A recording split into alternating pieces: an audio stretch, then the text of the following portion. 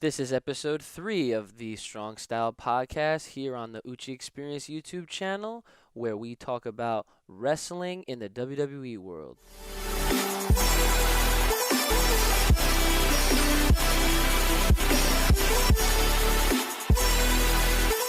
And what's going on today, guys? It's your boy Uchi, and I'm back again here with another episode of the Strong Style podcast. And this time, unfortunately, I am riding this one solo. Unfortunately, Eco could not join me for this week, but that does not mean the Strong Style podcast will go on a hiatus. I'm still going to bring you episode 3 right here, right now, real quick, next quick. So, SummerSlam happened, and TakeOver 2 happened. Unfortunately, not really going to talk too much about what went down on SummerSlam and NXT TakeOver, only because there is just going to be covered throughout this recap on its own. So, obviously, spoiler alert for those that have not tuned in to this week's episodes of Raw, SmackDown Live, NXT, and CWC, which is what we will be covering today. And, of course, like I just mentioned, this will also be giving some spoilers to the results as far as SummerSlam and NXT TakeOver 2 Brooklyn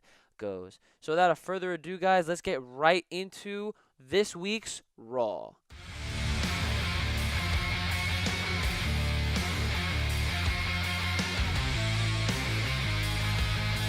So, unfortunately, this is actually a pretty depressing episode to start, at least. All right, so we obviously have a brand new Universal Champion, being that Finn Balor fulfilled that goal. But unfortunately, he had to relinquish this title due to an injury. Now, apparently, mid-match when Seth Rollins did that running powerbomb to the barricade, Finn's shoulder kind of just popped out, and he put it back to finish the match. And what made that even way better was just the fact that he won. So, of course, without a champion, there needs to be a new title holder.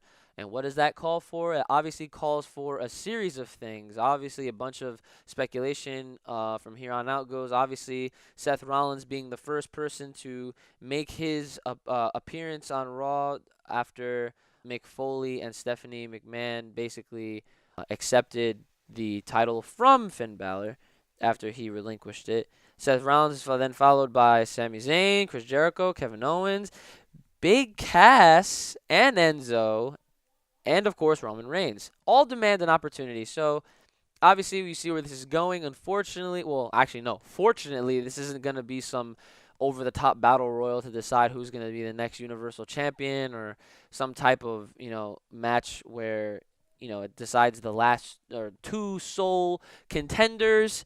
It is actually going to be a series of matches throughout the night leading into next week. I'm not sure if it's going to be a main event, and probably will be a fatal four-way to decide the new Universal Champion. Next up, we have our first match, Sami Zayn versus Seth Rollins. And Seth Rollins defeats Sami Zayn via pedigree, a.k.a. pinfall. So, unfortunately for Sami, he will not be making this Fatal 4-Way because that was actually a qualifier match right there. Second match to follow, we have Kevin Owens versus Adrian Neville. Now, Neville, off of the people that showed up for this demanding of an opportunity, I was surprised that they were just throwing in. I'm sorry to call Neville a random, but in this particular situation, he is a random. No disrespect to Neville, he's actually one of my he's not really one of my favorite wrestlers, but he's definitely one of those wrestlers that I definitely enjoy watching. So they threw him in there with Kevin Owens, kind of making it obvious that Kevin Owens would go on to defeat Neville. I wanted to note that the announcement made via the broadcast is that next week was indeed going to be a fatal four-way match to decide the new Universal Champion. So far at this point, we already have Kevin Owens and we have Seth Rollins. Then we have a segment from the New Day. This is a thank you segment with a piñata fest until, of course, the Bullet Club appear, leading into a match. And that match being Big E versus Carl Anderson. So yes, there's one of the SummerSlam spoilers right there, is that Big E actually made a surprise return. However, he made it during the tag team match, and obviously since he attacked the club, he actually clearly that's a disqualification. And you know what happens when championship matches end in a DQ? The championship holders stay champion. So This is why they were having a whole thank you segment, because they were talking about, oh, a year ago, the New Day, this and that, blah, blah, blah, blah, blah. So, winner by pinfall is Big E for this match. Next up, we have Titus O'Neil hating on Darren Young. This is actually a promo that took place in the ring. Says he was relieved when they lost the tag titles when they were the primetime players. I was the only primetime player. And now here's where things get a little sketchy, okay? Bob Backlund, obviously the life coach of Darren Young, makes a run for it. He actually runs down to the ring, into the ring with Titus, and Titus is like, "Oh man, you better not."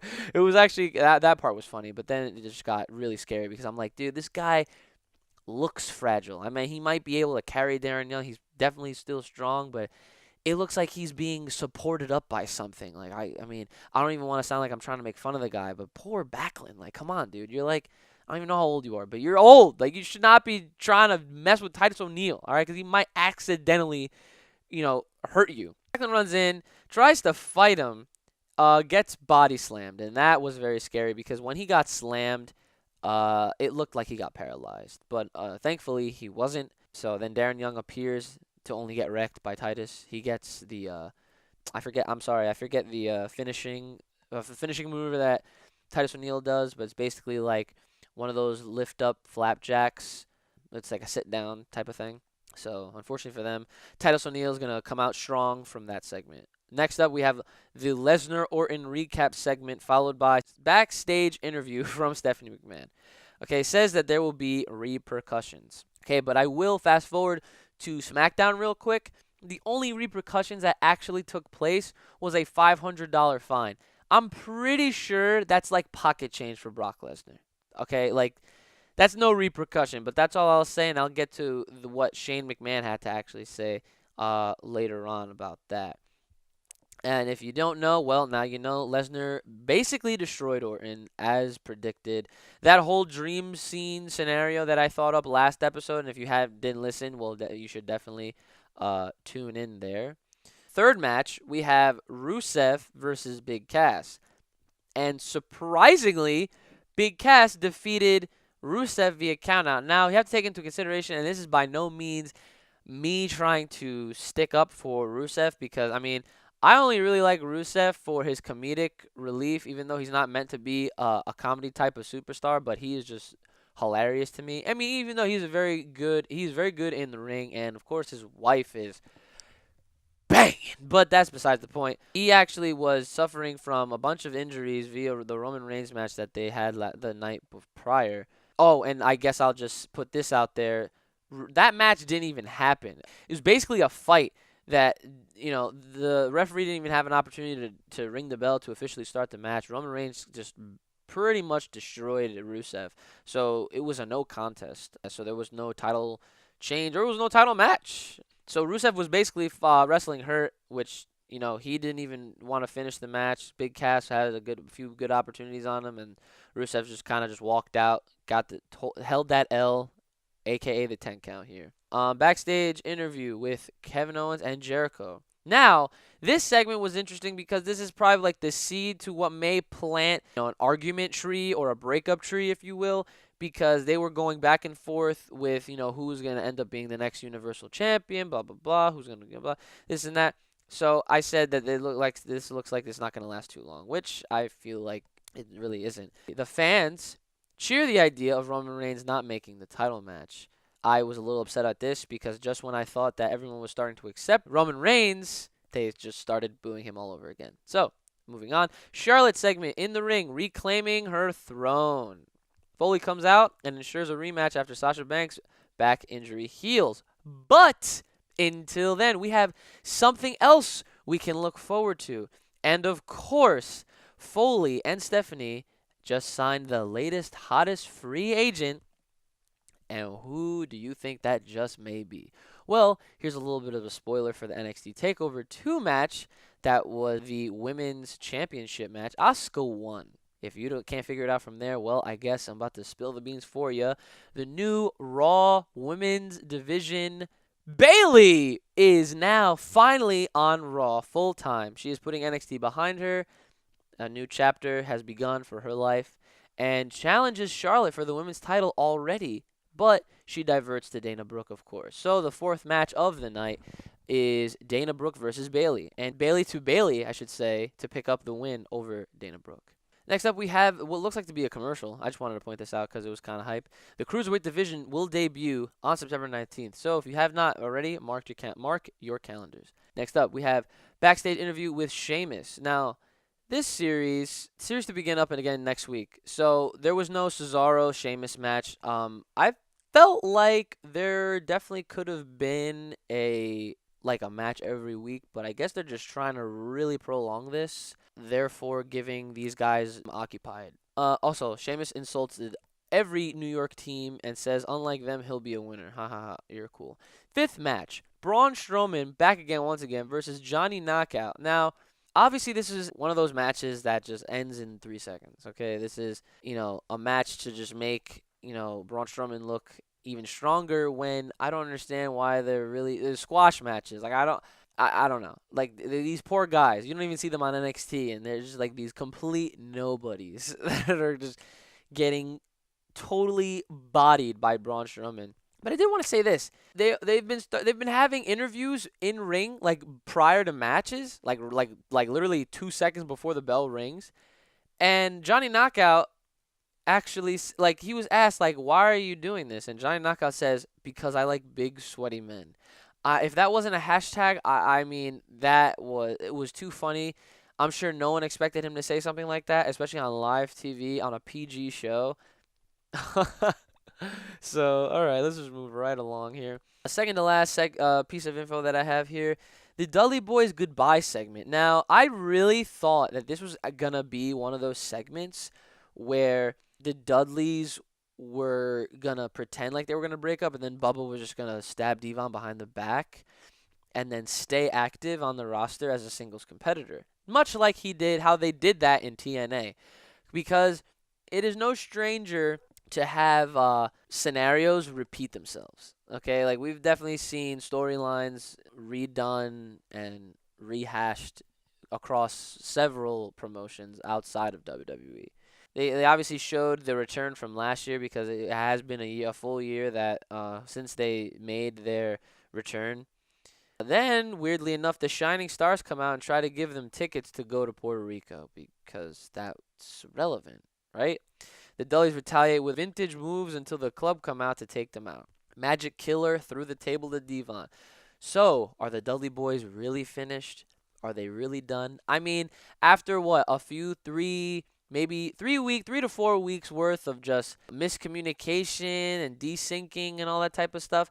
I mean, come on, dude. They've been wrestling for years. They've held over 20 tag team championships across the world. I feel like something like that is just so minuscule. I really hope they're not done, because why would you want to leave on that note? I do want to also point out that they totally shouted out Edge and Christian and the Hardy Boys live on TV, which got a huge pop, and that made me really excited because I'm huge Hardy Boys fans. But yeah, like I said, are they really going to end it on that note? I really hope not. I really hope that the Dudley Boys do make an appearance. Maybe they kind of get in the business of New Day and the club. Probably stick their nose into that, so that way, the Dudley Boys will look lively. Maybe stall out a little bit longer so that the Hardys' contracts will expire and they come back, because that's the thing. They do want to do that again in WWE. They want to do a Hardys Dudleys. They want to do that all over again. They do. I mean, unfortunately for Edge and Christian, Edge being the injured one doesn't want to take a risk of being paralyzed. I totally understand that, and Christian just being Christian. But at least the Hardys and Dudleys, dude, that would be great. And who's to say they can't involve a third team? I mean, they did it in TNA. It was the Wolves. It was like a 3-way tag team series where it was like, one week they did a tables match, next week they did a ladder match, next week we did an Extreme Rules match. That'd be totally interesting. So I definitely want them to stick around for that reason and that reason alone. But I do love the Dudley Boys. I've always loved the Dudley Boys, the Wazza and the Get the Tables. It's iconic things in wrestling. And then finally, our final match being the 6th match of the 3-hour show. Jericho versus Roman Reigns, and Roman Reigns wins with the spear. So that closes out the show, guys. So that was Raw. I gotta say, my favorite segment or favorite part of Raw has to go to Bayley making her debut on Raw. I was super, super happy. I'll just say this. I don't know what it is about Bayley or about her theme song or just her in general, everything about her. Whenever they show like her video packages of like her history coming up, from NXT, all of the great battles that she had, especially with Sasha, Charlotte, like all those things. I feel so emotional. I get so sad in a happy way. I'm just like, wow, like I never thought I would get all teary watching like Bayley and stuff. And then like Bayley comes on Raw, and I was just like, man, like I I felt so awesome. One day I hope I can get a hug from Bayley. That's it. I just want a hug. I'm not gonna be nasty and be like, oh man, I'm trying to get that ass. No, no. I just want a hug. All right. I just want a hug. Bayley, you're amazing. I'm very proud of you if you're ever listening to the Strong Style podcast, which would be sick. But yes, congratulations. I hope she will soon become the new women's champion. So without further ado, let's go right on SmackDown.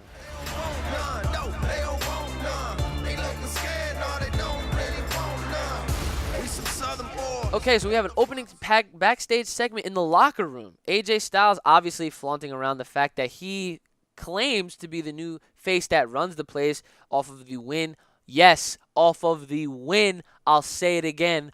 Off of the win on John Cena. I'll talk about this later. But AJ Styles basically picks a fight with depressed Ziggler. Ziggler looking emo as ever, just having his head down. And that was not the right thing to do, especially since Ziggler kind of snapped and came at AJ, and the locker room had to break it up. We go move on into the ring after the opening intro.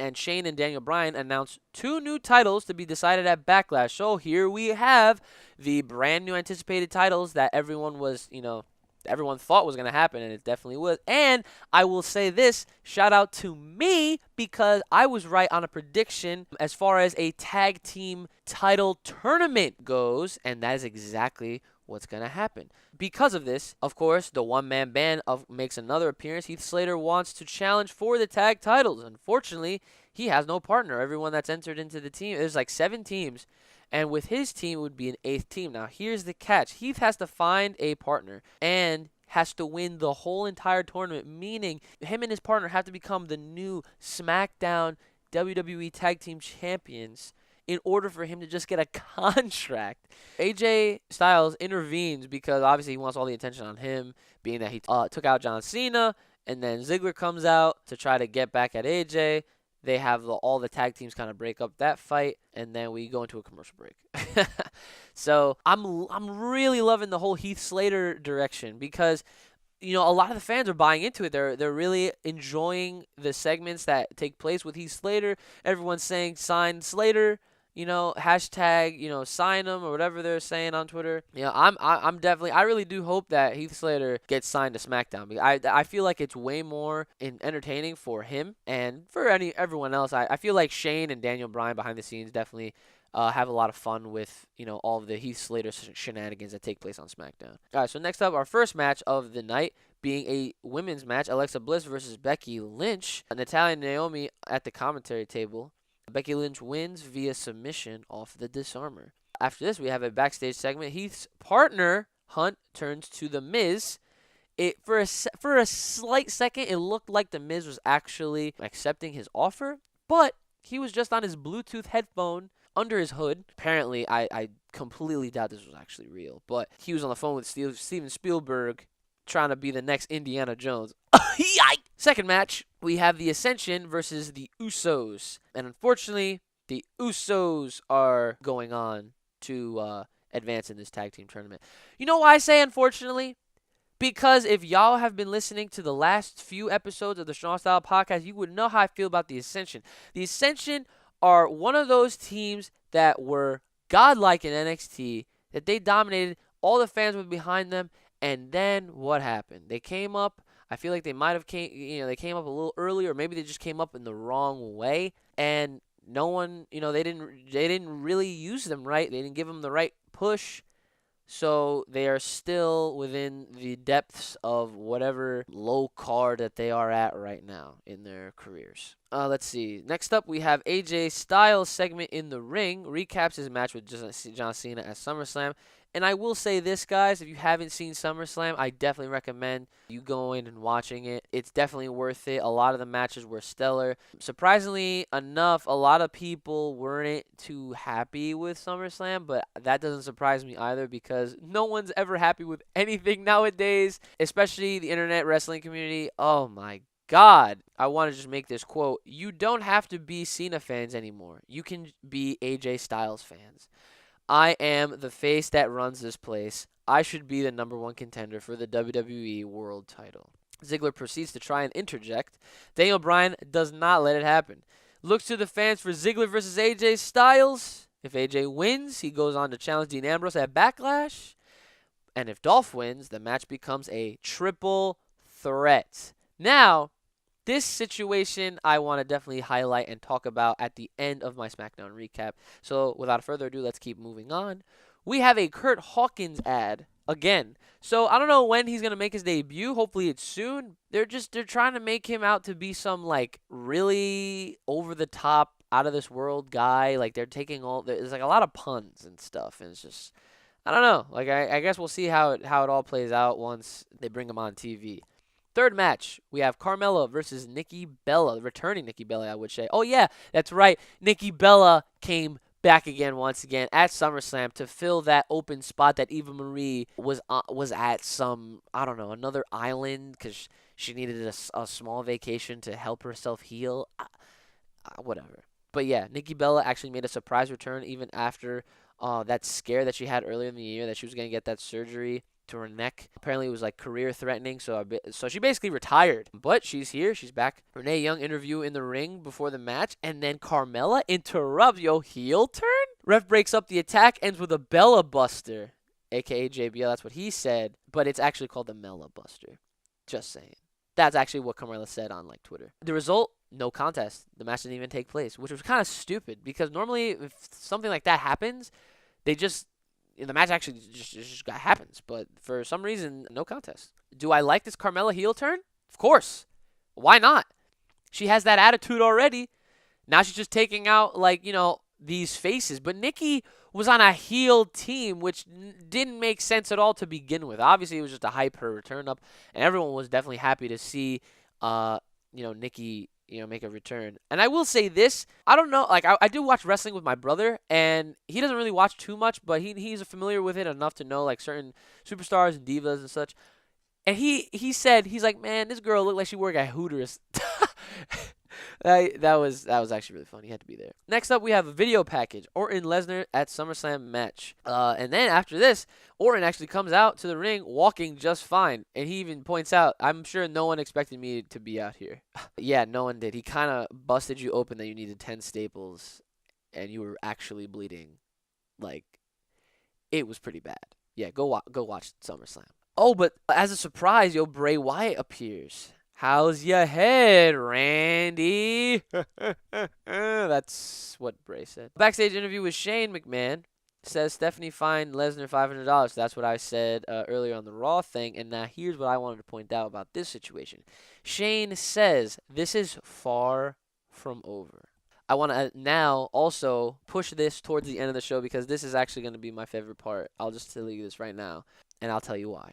So next segment, we have a backstage promo with Heath Slater asking Arn Anderson to be his partner, which obviously didn't happen. And then Rhino offers to team up. So I kind of saw this happening, considering that we haven't really seen Rhino since he got signed to SmackDown. And now Rhino offered to be a tag team partner.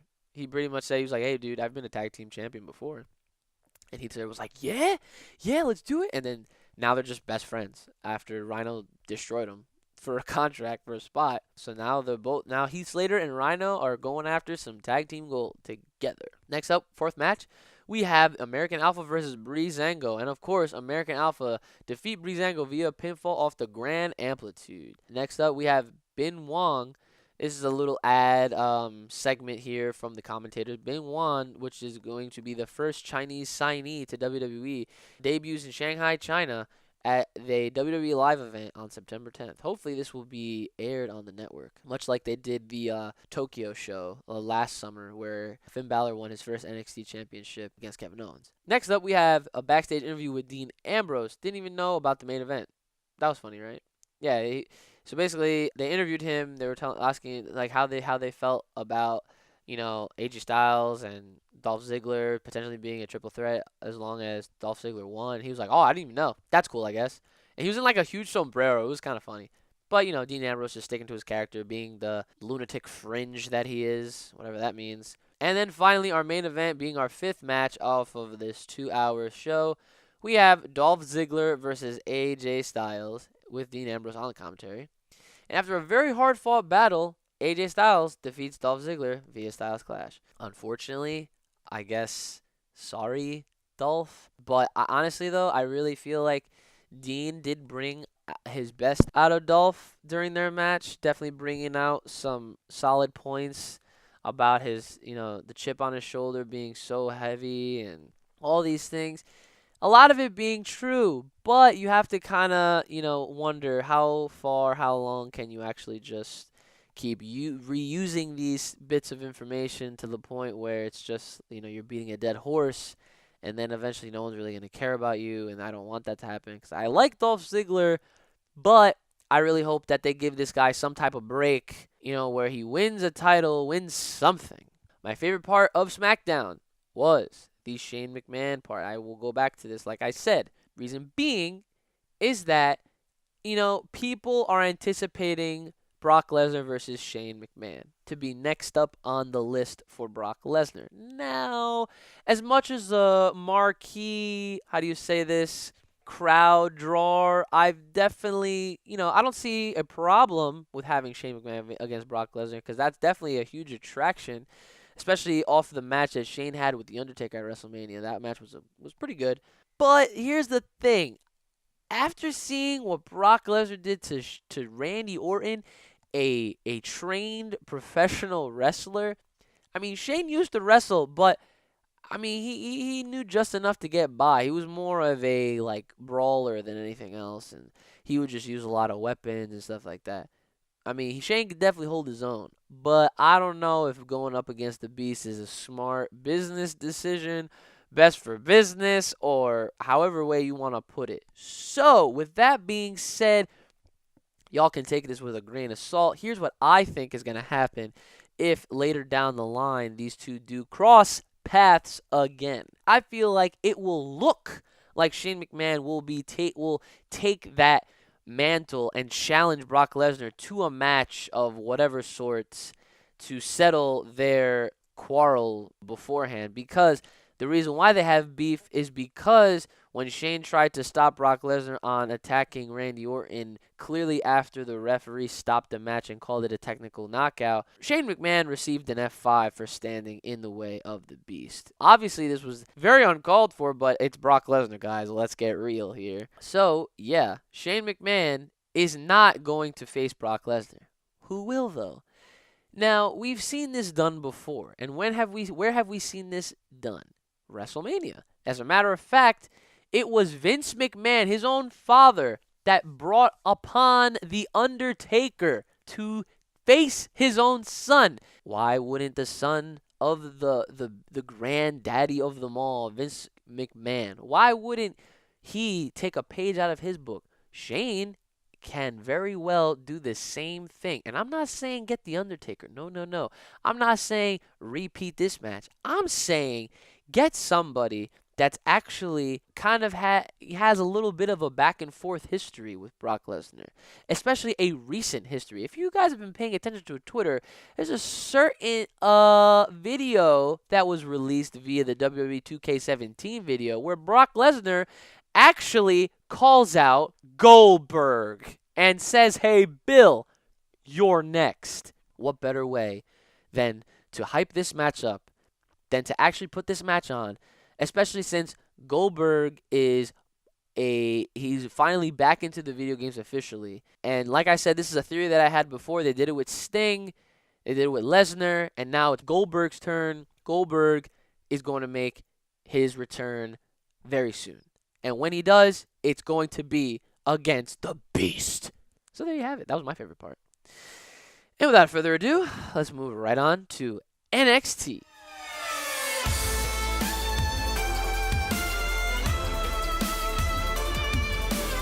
Okay, so NXT obviously being an hour show as well as CWC. Normally the shows that follow NXT takeovers are very short and normally only have like 2 matches, and the remainder of the show is basically like a recap off of the previous pay-per-view event. So this is basically going to be like, some result type situations here.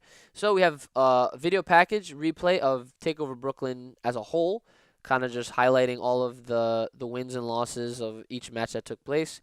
After this, we have our first match with Ty Dillinger versus Wesley Blake. Winner via pinfall, Ty Dillinger.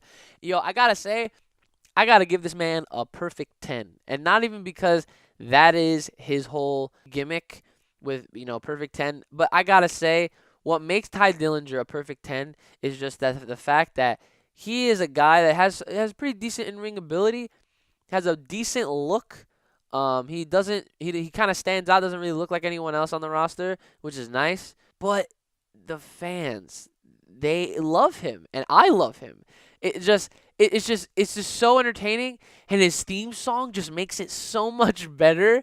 It's just everything's so hype, and it's just like perfect 10. It's everyone's 10, 10, 10, 10. Like, it's just wonderful. Great things will happen in the future of Ty Dillinger. After this, we have a recap of Bobby Roode's match from TakeOver, which was simply glorious. And then, there was a backstage interview that obviously you can watch on WWE.com, but of course they used this to just fill up the time for this short NXT. After this, we have another backstage interview with Austin Aries, which you can also watch on WWE.com.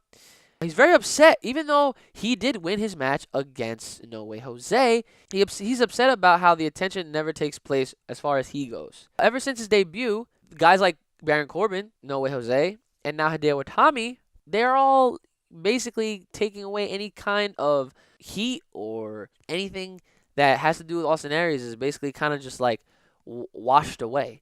I gotta give it to him. He has a point.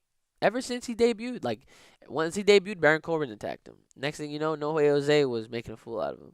And then now Hideo Itami, as soon as he wins, has this win off of No Way Jose, Hideo Itami already is like stepping up to the plate. I know that match is gonna be really good. I'm looking forward to that. But I guess I can't really say much for Austin Aries since he is definitely right. Following this, we have a recap video with Bayley and Asuka, and then we have a WWE.com backstage interview with Bayley.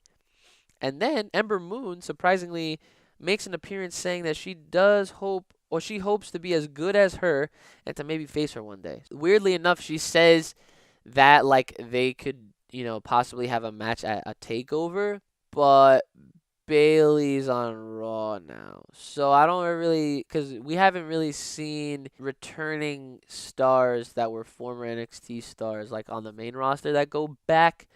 It's very rare. I remember one time Cesaro went back down to face Sami Zayn in a match. So, yeah, if that match ever does happen, it will definitely have to be on the main roster. Ember Moon actually is really good.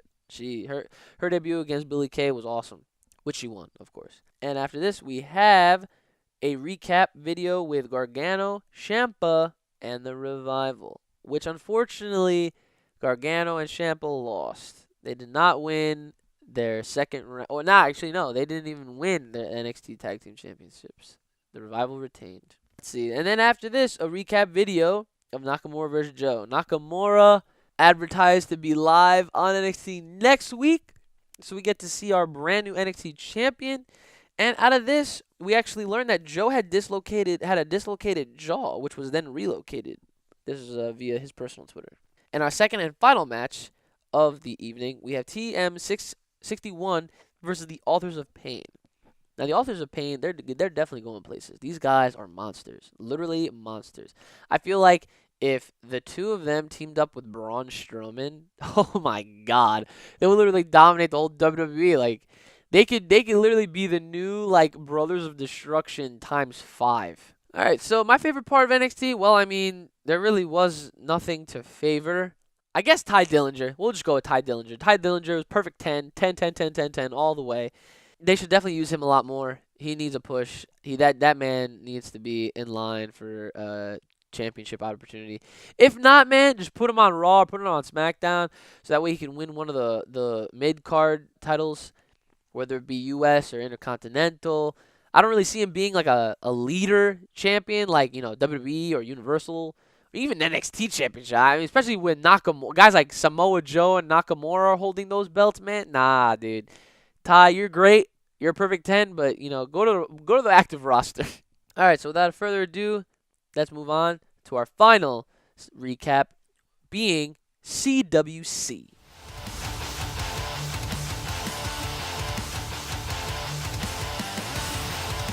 Okay, so we have a CWC trophy recap video with Triple H to open up the show, and that this is the last day of the round of 16. With that being said, the first match, Lince Dorado versus Rich Swann. Winner by pinfall, Rich Swann. This match was actually really close. Just like a lot of the matches that take place on CWC, Rich Swann actually kind of surprising everyone. But it was a really good match. Like, I'm lost for words for the CWC matches because they're just that damn good. And I really hope that the wrestling just translates well once they get up to Raw and when that Cruiserweight division debuts on September 19th. Next up, we have a video recap of the Tag Team Championship match between Revival and Gargano and Ciampa, leading into a backstage interview with Gargano, being that his match was the main event of the card against TJ Perkins, and Gargano being the mainstay prediction here. Everyone rooting for Gargano. He's the favorite. After this, we have our second match, Drew Gulak versus Zack Sabre Jr. Man, I gotta tell you what, Zack Sabre Jr. is someone to never sleep on, and the reason why he's overhyped, and the reason why he's talked a lot about, especially over a dude like Drew Gulak. This man got it. He's so technical. Like, he will make you submit over something that don't even look like it's that serious, or he'll just put you in a situation much like he did against Drew Gulak, where you cannot kick out at all. He had him in a roll up where his legs and arms were basically tied down to the mat and he was up on his shoulders. So all he could really do was like wiggle, and it just looked kind of embarrassing. Which makes it even worse because it's like, yeah, bro, you couldn't do anything, and realistically that's all it really takes in wrestling is to just make sure they don't move for 3 seconds. But yeah, that match was definitely one of the best matches there. It was an explosive start because, like I mentioned, Drew Gulak was very bitter of the fact that he feels like he's always the one that's spoken about beneath whoever he's facing. Like whoever he's facing, there's always a better story, or they matter more, or whatever. So he definitely showed that aggression in the beginning segments of their match, and it was actually like very interesting. I was like, wow, like this is like real. This is crazy. But like I said, Zack Sabre Jr. did pick up the victory, so who knows if we will ever see Drew Gulak in a WWE ring again.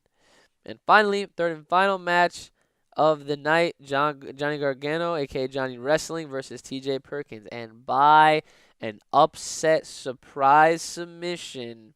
Well, not really a surprise submission, but via submission, TJ Perkins takes it with a huge upset. Everyone thought Gargano was going to win. He was the favorite, like I did mention before.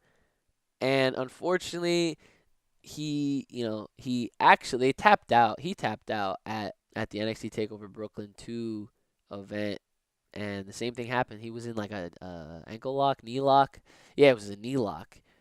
And he tried to push to fight it. It really looked like he could have just grabbed those ropes, but he came up too short and he couldn't bear the pain, and he had to tap. Had no choice. It's either you tap to live, wrestle another day, or you try to fight it out and prolong your potential shortened career, pretty much, because that is like not good. So definitely my favorite part of this CWC for this week probably has to go to, let's see here. You know what? I'm going to give it to Zack Sabre Jr.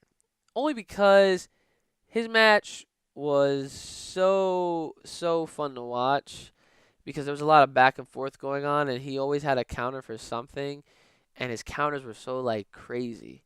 So it's like appearance wise, he doesn't look like too much, but don't let that fool you because he is the real deal. I'll tell you that right now. But yep, that recaps our Strong Style podcast here this week, episode 3. Let me know what you guys think in the comments below. What were your favorite moments of either for the shows? Also, don't forget to tweet us at the real Uchi, and I'm pretty sure Eco's is eco-friendly 1992. I always try to tweet live during Raw, Smackdown Live, NXT and CWC, mainly Raw and Smackdown. So definitely follow me so you could read my live tweets regarding the show. If you have any suggestions for the Strong Style podcast, feel free to let us know what you guys think or request. But yeah, without further ado, I guess this is your boy Uchi. Looking forward to next week's round of episodes. Definitely looking to Nakamura. Definitely looking forward to seeing who comes out the Universal Champion. Oh yeah, I will say this right now. I'm not even gonna lie. Big Cass being in the match is almost random. Because it's like, okay, they did say he's definitely a future world champion, like material, but right now, not so much. I feel like this is worse than Roman Reigns. At least they gave Roman Reigns some time, and people, were like begging for it for a while, and now ever since they put him up there, it was like, everyone's pretending it was like the worst decision ever, but that was because of us, guys. We all wanted it, and then y'all just did not want it anymore, so whatever. But yeah, granted, if Cass were to win, which is something that's really not anticipated to happen, like the whole Enzo Cass team is basically just going to be like one of those things where Enzo is, the talker for Cass. And it's basically just going to look like a superstar managerial relationship. So, I don't know. But yeah, that's it. Thanks for tuning in. Thanks for listening. Definitely look forward to next week, episode 4. And that's it. Signing out. That was episode 3 of the Strong Style podcast here on the Uchi Experience YouTube channel.